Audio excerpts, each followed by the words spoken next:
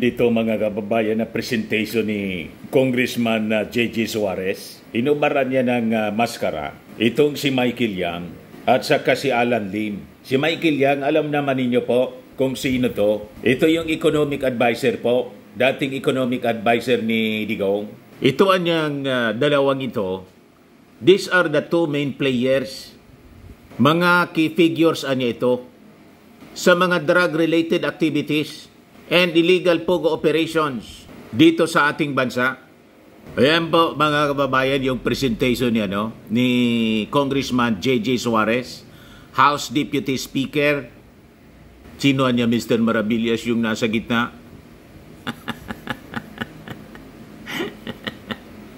Alam siya na po. It is a damning revelation mga kababayan sa presentation ni Congressman J.J. Suarez. Kaya mabuhay po ang ating Quadcom. Ito yung sinasabi ng ating speaker na sa pagbuo nitong Quadcom, hindi ayaan po ng ating Congress niya na mamamayani dito sa ating bansa ang mga alagad ng kadiliman at kasamaan. Yan po yung malinaw na message ni Speaker Martin Romualdez. But before ko mga kababayan ibigay sa inyo yung full presentation nitong si Congressman J.J. Suarez, click subscribe muna dito sa ating YouTube channel and hit the notification bell para lagi po kayong updated sa mga kaganapan dito sa ating bansa. Like and share na rin po ninyo ng ating video. At huwag na rin po ninyo na skip yung ating mga commercial ads para tuloy-tuloy lang ang pag-unlad ng Bagong Pilipinas. At itong ating programa mga kababayan, atid sa inyo nitong ating mga sponsors. Fairmax Firming and Lifting Cream. Pinapay po sa mga pulses in affected area. Mainam po ito sa mga pains at paninigas ng mga kaso-kasuan. Ito sa mukha naman yung application, anti-aging, Automax po siya. Ito ay Glow 60 mga kababayan. Whitening po siya. Made in South Korea. Ito naman po, Nengxia Red Mix Fruit Drink. Gawa po siya sa goji berry. May anti-cancer properties po siya. At sa mga nagana po ng malinis and spacious fitness gym, pumunta lang po kayo sa aming Colossal Fitness Gym. May Grab car rental din po kami.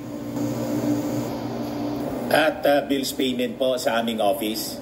At saka sa mga mahilig po sa mga imported bags, manood po kayo sa live selling ni Madam Eileen Rosales sa kanyang Eileen Closet po. Pati mga shoes, ito yung kanya po. Ito yung kanyang page. Kita ninyo, napakagandang mga online selling po siya. Si Madam Eileen Rosales. Cellphone number niya po, 773-798-7816. So balikan natin mga kababayan yung ating kwento. Ito na po yung full presentation ni Congressman J.J. Suarez ng Quezon sa Quadcom hearing po kahapon hanggang gabi. Iyan po mga kababayan.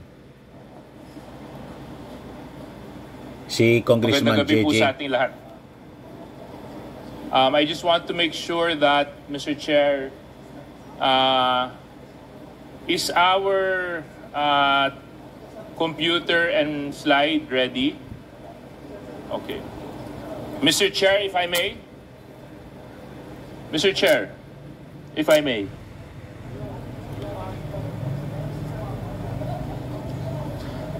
The Quadcom was born out of a most interesting discovery from the separate hearings of the Committees of Dangerous Drugs, Public Accounts, Human Rights, and Public Order and Safety. Mukhang may natisod po kami. Mukhang may koneksyon at pare-pareho ang cast of characters. The criminal enterprise has penetrated us and has been operating with quiet impunity.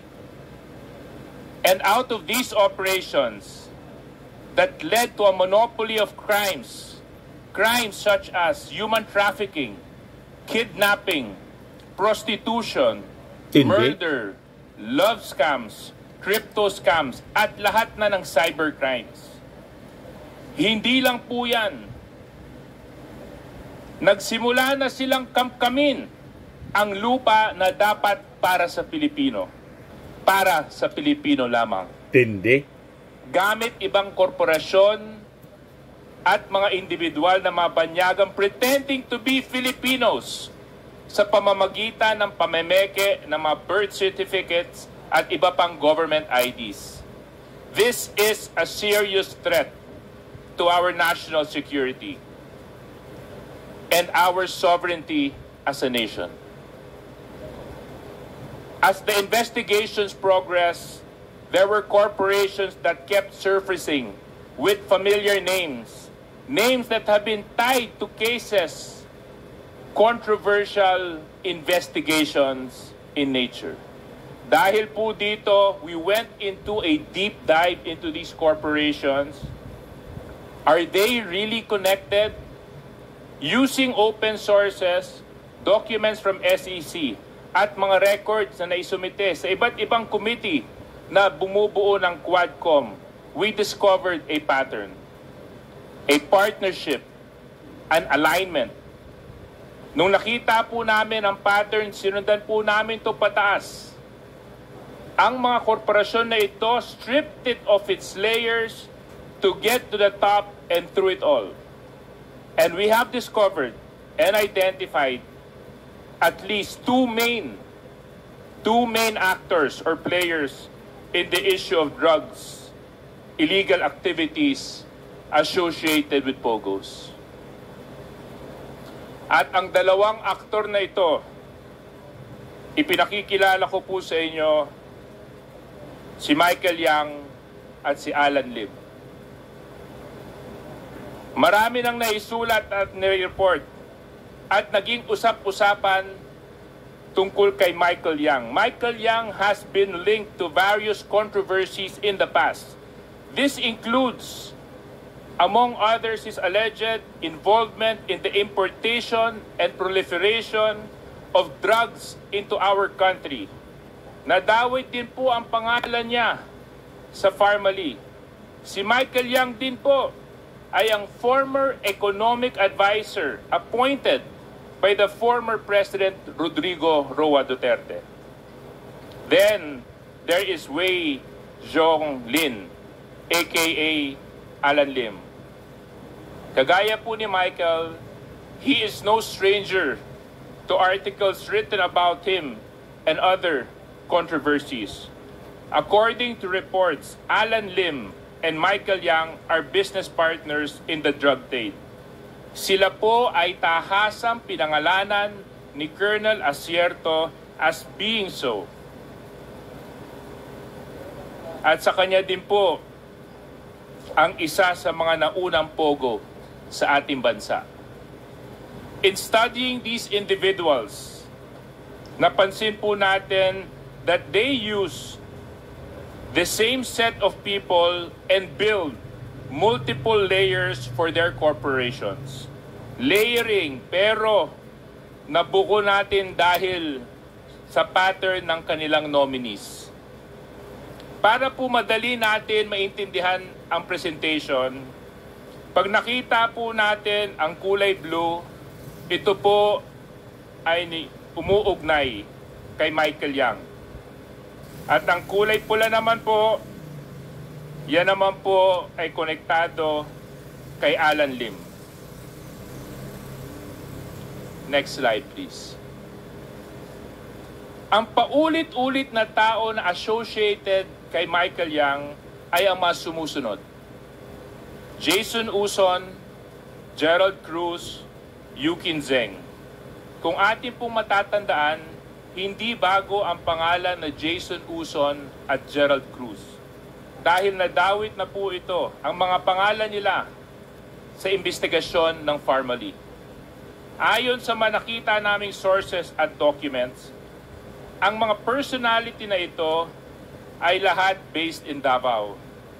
This is significant considering the connections of Michael Yang in Davao City. He owns taga Davao kasi po yung poon. Hindi natin pwede makalimutan ang mga kapatid ni Michael Yang. Recently po, lumutang ang panganay na si Yang Jianjin, also known as Tony Yang, or Antonio Maestrado Lim. Welcome to the House of Representatives.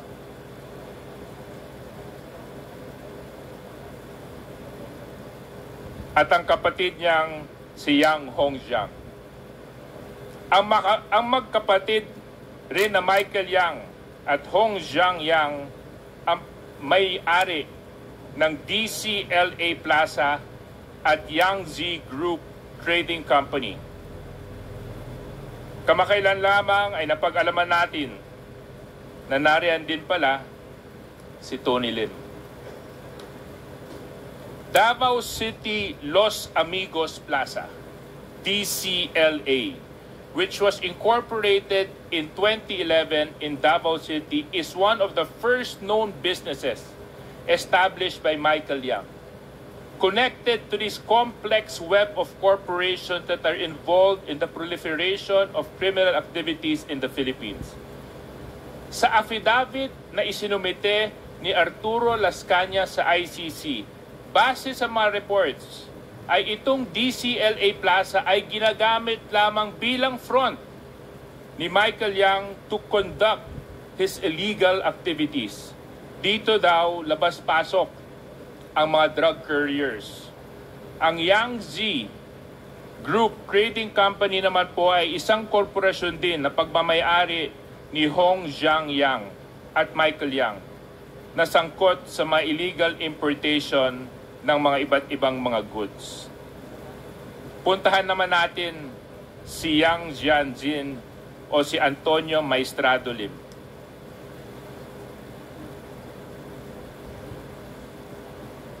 Si Tony Yang is the eldest brother among the Yang brothers. Siya daw ang totoong mastermind at architect sa lahat ng operasyon ng criminal syndicate ng Yang brothers dito sa ating bansa.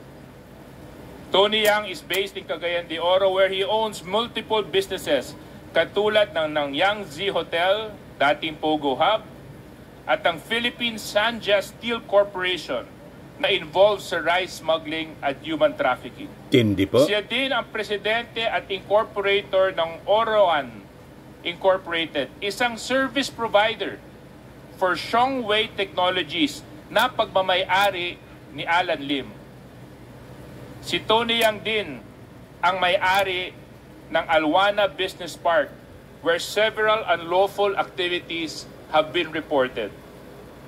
Nung nahuli si Tony Yang, may dala-dala po yang 1.4 million pesos in cash at mga iba't ibang lisensya for firearms. Gusto ko pong bigyang pugay ang PAOK TF. Congratulations po sa inyong paghuli kay Tony Yang. Tulad po ni Michael Yang, it would appear from reports that we have gathered in previous investigations that Alan Lim has a select number of associates whose names constantly and consistently appear in corporations that are owned by him or we have observed are actually connected to him. The most obvious figure in this network of companies of Alan Lim has built is his wife, Rose Nono Lin. Sinundan namin si Rose Lin, follow the trail kumbaga, at isa siya na nagko-connect kay Michael Yang at Alan Lim. This is a known fact at makikita po natin mamaya that Rose Nono Lin is an incorporator of at least 8 companies where Michael Yang is involved in, such as Piley Estate Group, formerly known as Piley Holdings, Philippine Full Wind Group of Companies. Ang entry point niya sa Pogo ay ang Shongwei Technology. Kung mapapansin niyo po, kapag binaliktad po natin yung pangalan na Shongwei, this is the Chinese name of Wei Zhonglin. aka Alan Lim. Now, what is Shongwei Technology? Shongwei is a POGO which was registered as a Philippine corporation in 2016. Isa po ito sa mapangunahing POGO sa ating bansa. While Alan Lim does not appear as a director or shareholder of Shongwei in any of his corporate records, the Organized Crime and Corruption Reporting Project, OCCRP, reported that Alan Lim, using his identity as Lin Weizhong, served as chairman started of this operating only weeks after Shongwei Duterte's service inauguration. providers include Brick Hearts, Shongwei Turquoise Technology, Technology Corporation, Shidaikeki Technology Corporation, and Orowan Incorporated. As previously reported, Shongwei and Brick Hearts shared the same email address. While this alone seems inconsequential, circumstances would show that Shongwei is part of the network of companies belonging to Yang and Lim, which is involved in illegal activities in our country. In fact, it has been reported that Shongwei was involved in 5 of the 7 kidnapping cases reported by Colonel Rodolfo Castil Jr., the Philippine National Police Anti-Kidnapping Group. Ngayon, balikan po natin ang ating paghihimay sa korporasyon ni Michael Yang at Alan Lim. Here we can see that Michael Yang has several persons which consistently appear as shareholders in his companies, such as DCLA Plaza and Yang Z Trading Company. big time These po. persons are Jason Uson, Jing, Matindi. Yung Kinze. It would appear that Jason Uson, allegedly a Filipino citizen, consistently owns at least 60% of these companies in apparent compliance of our nationality requirement. On the other hand, Alan Lim, Rose Nonolin, a Filipino citizen, identified to be his wife, consistently appears as a shareholder in his companies. In XRL Holdings, Rose Nonolin is 60% owner. Again, in compliance with our nationality requirement. Several companies, Piley Holdings Corporation and Piley Estate Group Corporation, appear to be 50% owned by the Michael Yang Group and the Alan Lim Group, respectively. The same individuals, Jason Uson, Yung Kinzeng, are shareholders of these corporations together with Michael Yang. Meanwhile, Rose Nonolin, Alan Lim are shareholders from the Alan Lim side. Silipin naman po natin itong Piley Estate Corporation. Ano ang Piley Estate Group? Ang Piley Estate ang nagtayo ng Clark Majestic World, a mixed-use real estate development. Very similar ang mga condominium units dito sa mga residential units na ginagamit ng mga POGO employees. The businesses of Michael Yang and Alan Lim seem to always be involved or associated with illegal activities. For example, there are reports that the people who were held captive were found inside the Clark Majestic World. Another company providing the link between the partnership of Michael Yang and Alan Lim is the Philippine Full Wind Group of Companies. Again, Alan Lim is not a direct shareholder of this company. His wife, Rose Nonolin, is. Consistent po yan sa obserbasyon natin na itong si Rose Nonolin is the representative, kumbaga, ng totoong may-ari na si Alan Lim. Similarly, Michael Yang has no direct shareholdings in the company. Jason Lim, Yungkin Zheng are also shareholders of DCLA Plaza that own a substantial part in the full win. Mapapansin din po natin si Gerald Cruz. Kung atin po matatandaan, kasama ni Rose Nonolin, si Gerald Cruz, sila po ang mga directors ng Pharmaly Biological Company, the sister company of the infamous Pharmaly Pharmaceuticals. Again, these personalities appear as dummies for Michael Yang. Kapansin-pansin dito na parte sa korporasyon ang kapatid ni Michael Yang na si Hong Zhang Yang. Tignan naman po natin ang karakter nitong si Hong Zhang Yang.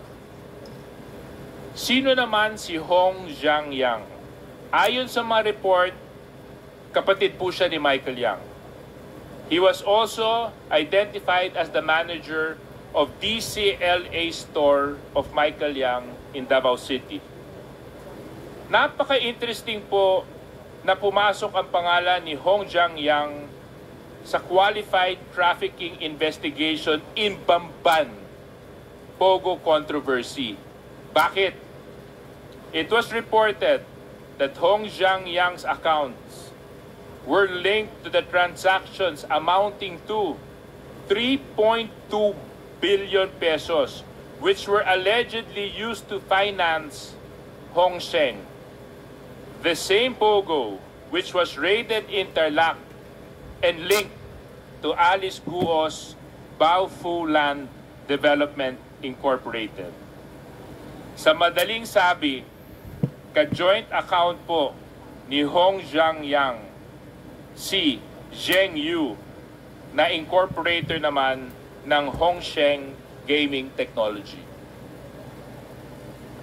Flashback muna tayo at balikan po natin si Michael Yang na lumutang doon sa Pharmaly Senate hearing and investigation. It was established during the Senate hearings 3 years ago na itong si Michael Yang ang financier ng Pharmaly when it was involved in the procurement of face masks and PPEs. Medyo iba na ito kasi Panahon ni Digong, pinagkakakitaan niya, hindi drugs. matindi po. Hindi. Kung hindi sa panahon ng pandemya na maraming Pilipino ang napaluhod at pinahirapan ng COVID-19, pinagkakitaan po ang kalagayan ng mamamayang Pilipino. Nakikita po natin sa slide na ito na parehas po ang modus na ginagamit ni Michael Yang at saka ni Alan Lim. Michael Yang Group using Gerald Cruz, Alan Lim Group using his wife, Rose Nonolin. Balikan na naman po natin ang Pogo. Usisain po natin ang Xiongwei. Xiongwei is the licensed Pogo of Alan Lim. Isa sa kanyang service providers ay itong Brick Hearts Technology. Brick Hearts, kung susundan natin ang pattern, appears to be owned by the tandem of Michael Yang and Alan Lim. And some individuals who were still investigating, but coincidentally, nung tininan po namin kung saan po sila nakatira, lahat po sila mukhang nakatira sa Davao. At sino naman? Tindi pa. Ayon sa public sources, makikita Davao natin na noong 2022, Davao Mafia. Brick Hearts was involved in a kidnapping incident. It was found that a woman was kidnapped in Pasay, brought to a Pogo dorm in Cavite, where she was sold off to a Chinese national. Binenta ang isang Pilipina sa isang Chinese national. Matindi. Kahindik-hindik po. Pagkatapos nito, siya po ay binugbog. Dinala sa isang Pogo dorm in Shuangma Industrial Park in Cavite. Shuangma is run by Brick Hearts Technology. A similar kidnapping incident of a Chinese national was also reported here. Interestingly, Brick Hearts has the same address of Shongwei Technologies, which is owned by Alan Lim. Di ba kabit-kabit na? Corporate documents of Brick Hearts were also found in the Pogo raid in Bamban, Tarlac. So makikita natin na habang itong Brick Hearts na based in Cavite, bakit ang papel nito ay matatagpuan at nahanap sa Banban? Naglakad kaya ito? O sumakay ng isang small boat papunta sa Banban? Let's dig deeper dito sa mga Pogo. Yan po ay ilan sa mga service providers of the Pogo of Alan Lim. Turquoise Diamond Technology, Shiday Keji Technology, at Oroan Incorporated. Bago pa lang natin ito malaman, ang Oroan, sabay na po lumutang ang kapatid ni Michael Yang na si Tony Yang. Makikita natin dito ang iba-iba pang mga personalities na closely associated or dummies of Alan Lim. Makikita rin po natin dito ang link ni Alan Lim sa kuya ni Michael Yang na si Tony Yang. Puntahan naman natin itong Oroan Incorporated.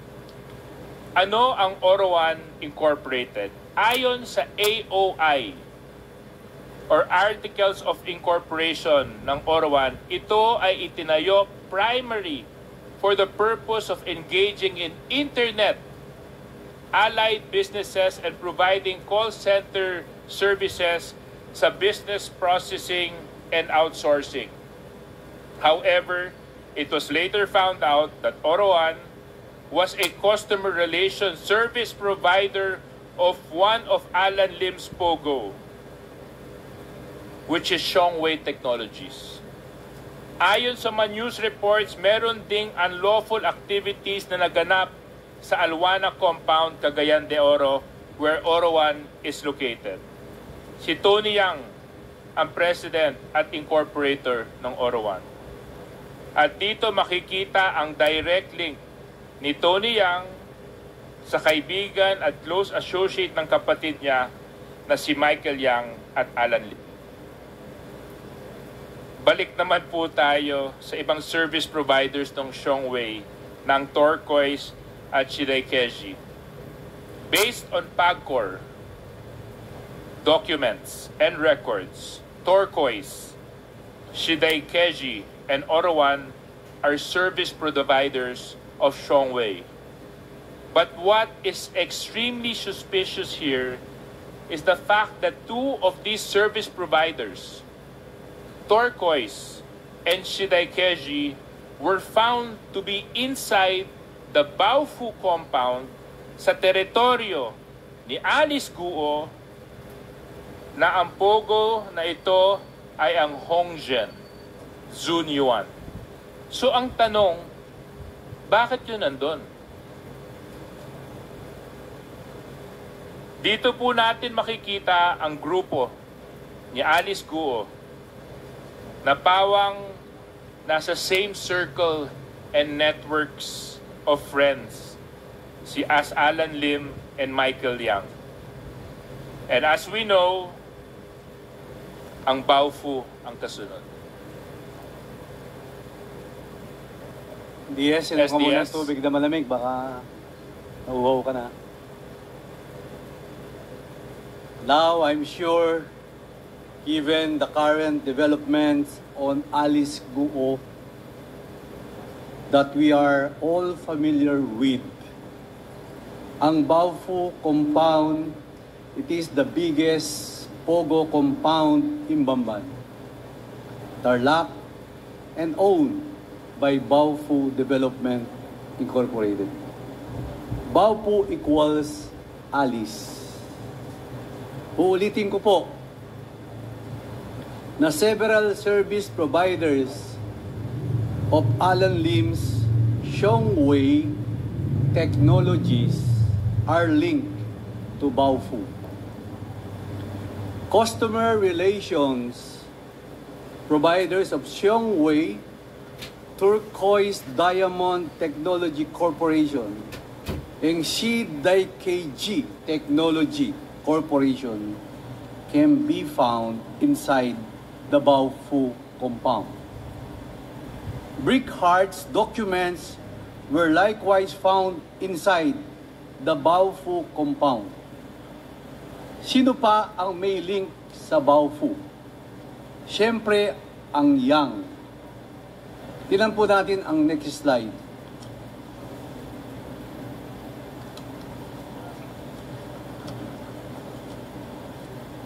Ang link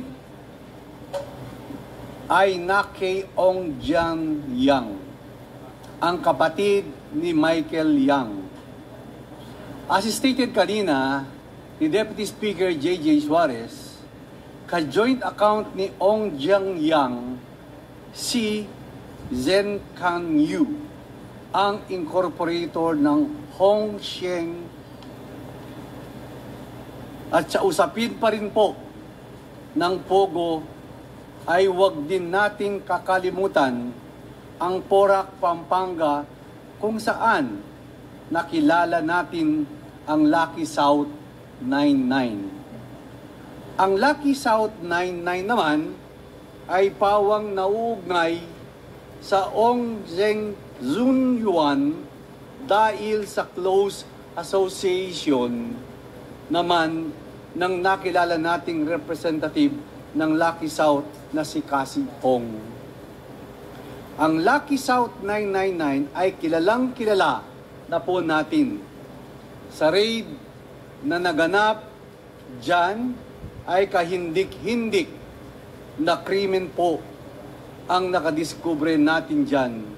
Nariyan ang mga kinidnap, tinorture, pinatay, mga na-recover na videos na may nalalaman ng pag-aabuso sa mga kababaihan o iba pang sex crimes o mga cyber scams. Matindi po. Bakit po natin sinasabing kahit papaano ay kasama ito sa web? Dahil po naman, yan ang makikita nating koneksyon dito sa Hong Zhengzhun Yuan o ang Baufu. Tingnan po natin ang links. Una po, it follows the Lahat same mga pattern Chinese, o modus operandi. mga maaamo yung mukha. Ito sa pagbili ng mga hektaryang lupain kung sa Bamban ay namili ay ang Baufu sa Porac, ang namili ay ang Whirlwind. Pagkatapos po niyan, ay magtatayo ng mga structures o buildings. Diyan, kung titingnan mo, ang halos pare-parehong lang ang prison-like facilities. At halos kasabay ng pagtatayo ng physical structure ay mag-a-apply po ito ng Pogo license. Sa Banban, ito ang Ongsen o Zunyuan sa Porac. Ito naman ang Lucky South 99. May mga links din po ang mga personalidad dito. Si Zhang Zi na taga Singapore, ang dating presidente ng Lucky South 99, ay napabalitang tumulong kina Alice Guo at Cassie Ong para sa stay nila sa Indonesia. Si Duan Ren Wu na nauugnay naman sa Whirlwind at Lucky South ay kay Cassie Ong ay namataan na kasama ni Alice Guo sa Indonesia. At alam po naman natin na kasama si Cassie Ong ang pamilya Guo habang sila ay nasa ibang bansa sa tangkang tumakas sa lahat ng nakakabit na kontrobersya nila dito sa ating bansa sa Pilipinas. Maliban sa mga links ng ganyan, ang mga nag-ooperate within the Pogo compound sa Banban at sa Porac ay pare-parehong sangkot sa mga krimen na human trafficking, cybercrimes at kung ano-ano pa. Bakit po natin sinasabing kasama rin po dito? Kasi ganyan po ang criminal enterprise. Ang criminal enterprise as defined, it is a group of individuals with an identified hierarchy or comparable structure engaged in criminality activity. Balikan po natin sina Michael Yang, sina Alan Lim, sa Pogo lang ba? Hindi po. Hindi lang Pogo at Parmali, may drugs pa po. May drugs pa po. Tingnan po natin yung next slide. The Michael Yang and Alan Lim group, as shown here, are linked to Golden Sun 999, which is significant because it connects us to Empire 999 na makikita natin mamaya na heavily involved pala sa mass land acquisition and drugs. Kaya ano to, Ang layo pro-China na po politicians ang po. inabot na rasyon Peligroso at po mga yung ating krimen. bansa. At natin na konektado pa rin. Relevantly, the connection lies in the interlocking directors or common incorporators, shareholders among these corporations. As mentioned earlier, Rose Nono Lim, the wife of Alan Lim, and Gerald Cruz and Lincoln Ong, known as associates of Michael Yang, were all implicated in the Parmali scandal. Both Rose Donolin Isang grupo and lang Gerald po. Cruz are incorporators of Golden Sun 999 along with ID Taeyang. ID Taeyang is also an incorporator of Empire 999 Realty Corporation, where it was reported that almost 3.6 billion worth of shabu was found and confiscated. This warehouse is owned by Mr. Willie Ong, an incorporator of both Empire 999 and Sunflare Industrial Corporation. Lincoln Ong, who is also an incorporator of Parmali Pharmaceutical, and ID Taeyang, who is an incorporator of Golden Sun 999 and Empire 999, are also both incorporators of Mexico 999. Sino po si Empire 999? Tingnan po natin. Empire 999 Realty Corporation is a registered corporation with the SEC since 2015, with some of its incorporators being Willie Ong, ID Taeyang, Jack Taeyang, and Alvin Ganituen.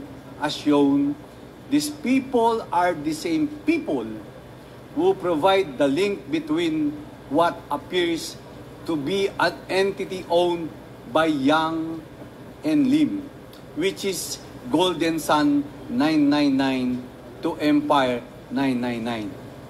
Empire 999 has been reported to be involved in illegal drug activities in the country, which is owned warehouse being the recipient of the at least 560 kilos of shabu with an estimated cost of 3.6 billion pesos. These shabu were reportedly shipped from Bangkok, Thailand. Makikita po natin na naglipa na sa ating bansa ang mga ito. Ang Yang brothers na si Michael Yang, Ong Jiang Yang, at si Tony Yang andito na, pati ang close associate ni Michael Yang na si Alan Lim. Nandito din si Ma'am Alice Guo at malamang ang mga tao sa likod ng Lucky South 99 as presented by Cassie Ong. Dito makikita natin ay bawat isa-isa sa kanila ay may iba't ibang focus o areas of influence sa ating bansa. These Chinese nationals are setting up corporations all over the country, taking advantage to our laws by perpetrating and promoting illegal activities, so the great prejudice of our country and Filipino people. Nariyan po tayo ngayon.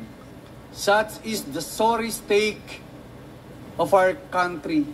Kaya po tayo ngayon nandito. Mayroon po tayong pinormang Quadcom. Hindi lang konektado ang mga krimen, konektado rin pala ang mga tao na nagpapalakad ng mga ito.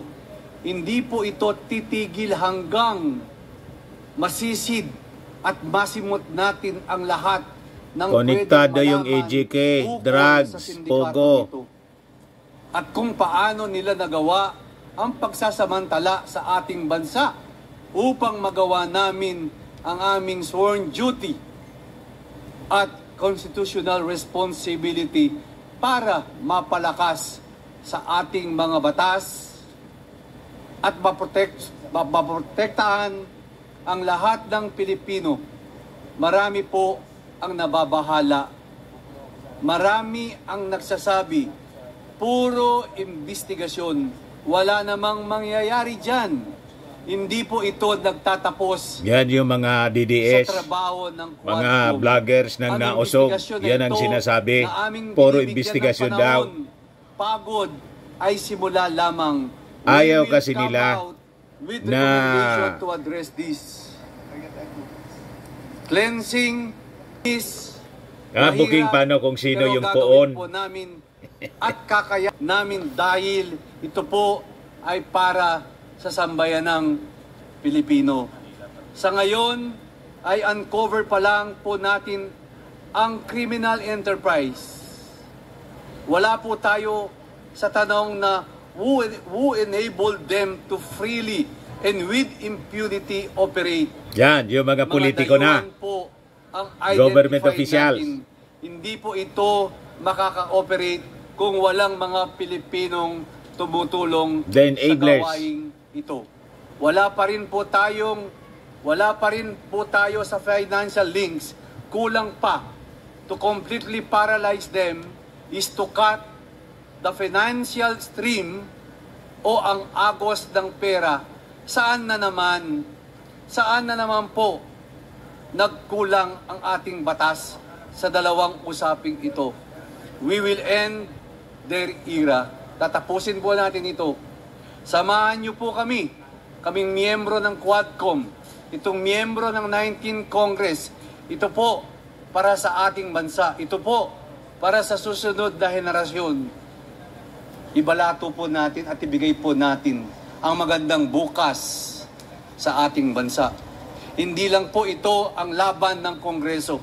Laban po natin ito bilang mga Pilipino. Sino ba naman ang hindi naghahangad ng mas maayos na mabuting Pilipinas? Oo, para po tayong napapaloob sa isang teleserye. May ending din po ito, but sa ngayon, abagan ang susunod na kabanata. The Quadcom is not done. Dakal pong salamat, Maya Pabingid, at thank you very much kay kayong ampo. Now you know, mga kababayan, at dito ninyo maintindihan kung bakit nagtago na si Atty. Harry Roque. Pasasaat mauli rin itong si Harry Roque. Naka-assign na sa kanyang pagtugis, mga kababayan, si General Torre. Siguradong masusukol siya, mga kababayan, para magbigay ng linaw sa kanya pong partisipasyon dito. At malaman natin kung saan niya kinuha yung kanyang yaman. So parang may idea na po tayo kung saan kinuha ni Roque ang kanyang yaman. Kaya tumakbo sa Supreme Court po. Ayaw ibigay yung salin. Pugante siya ngayon. Tulad ni Pacquiao. Si Pacquiao naulog na sa batas. Nakakulong na po. So alam na ninyo po ang mga susunod na makukulong, mga kababayan. Karamihan po dito, mga taga Davao. May breaking news pala po. Patay na po si Corita. Yung folk singer na si Corita. Yan ang breaking news ngayon sa Philippine Daily Inquirer. Mga kababayan. OPM singer Corita, best known for her hit songs Oras Na, Lolose, and Sierra Madre, died after a long illness, sabi ng kanyang kapartner na si Chito Santos. Santos made a confirmation through broadcaster Julius Babaw as per the latter's YouTube blog kahapon po, September 27. Speaking about the late singer's final days, sabi po ni Santos, ilang araw namin siyang binabantayan hanggang sa manghina na siya ng manghina. Ayoko namang magtagal pa dahil lalo lang siyang mahihirapan. Tumigil na lang siya sa paghinga. Lumalaban siya kanina pero nakita ko na hirap na siya kaya nag-decide na ako na ganon. Hindi ko na kayang tiisin, sabi po niya. Santos stated that the singer's remains will be cremated. Santos' sister, who is also a doctor and also look after Corita, further noted that the plan to have a one-day, one-night viewing at the Pierce residence in Tagaytay City. The date of the viewing has yet to be finalized. Nagpasalamat din po si Santos doon sa mga tumulong, nag-donate at saka siyempre nagdasal. So, condolence na lang to the family. Bicolana po pala itong si Corita. Taga dito sa amin sa Masbate. Kami dito sa Albay, yung Masbate Island province po siya. At mayaman sila dati, mga kababayan. Yung kanyang si Lolo Jose, dating senador pala yon nung panahon. Ginawa niya ng kanta. At may-ari sila ng yung lolo niya may-ari ng napakalawak na rancho noon. Kaya lang nagka-problema yata. Napabayaan, ayun, may to make over na iba. So, naging problematic, mga kababayan, yung properties nila. Hacienda, rancho, bakahan. So, anyway, ganun talaga po ang buhay. So, abangan natin po yung mga susunod pang kabanata dito sa Quadcom investigation. Sa mga naghanap ng malinis and spacious fitness gym, pumunta lang po kayo sa aming Colossal Fitness Gym. We also offer Grab Car Rental with our brand new 2023 model ng Toyota Innova. We also accept booking for those who are planning to travel via PAL, Cebu Pacific, and other airline companies, local and international, and bills payment for Meralco Bills, PLDT, Aleco Bills, etc. Ang Colossal Fitness Gym is located at 3rd floor Security Bank Building, Landco Business Park, Legazpi City, Albay. For inquiries, look for Chilon Maravillas. Contact number 0966-802-0949. Yan yung aming Innova. Lagi na pong matao sa amin. Pati mga foreigners po, tingnan ninyo. Mga British tourists sila. Ang lalaki ng katawan na, mga kababayan, nag-gym sa amin. Ito naman po, Indian National. Ito mga mga European sila. Ito naman yung bago naming product na binibenta online, Eye Glow Serum. Whitening po siya galing sa South Korea. Tingnan ninyo yung epekto sa aking anak na architect entrepreneur, Riz Maravillas. For inquiries, look for Riz Maravillas on FB. Ito naman po, Firmax Firming and Lifting Cream. Pinapahid po ito sa mga pulses and affected area. Mainam po ito sa mga pains at paninigas na mga kaso-kasuan. Ito po, Automax Radiant Serum. Sa mukha naman yung application. Anti-aging po siya. You will look 10 years younger than your age. Sa mga cancer patients naman po, baka lang gusto niyo itong itry. Nengxia Red Mix Fruit Drink. Hindi man po siya gamot, food supplement siya. Kaya lang, gawa siya mga kababayan sa goji berry. Yung goji berry may anti-cancer properties. Yung mga inquiries ninyo, dumiretso na lang kayo sa aming messenger sa Facebook para masagot namin agad. Ayos po. Ako po si Dante Maravillas. Bye-bye. God bless.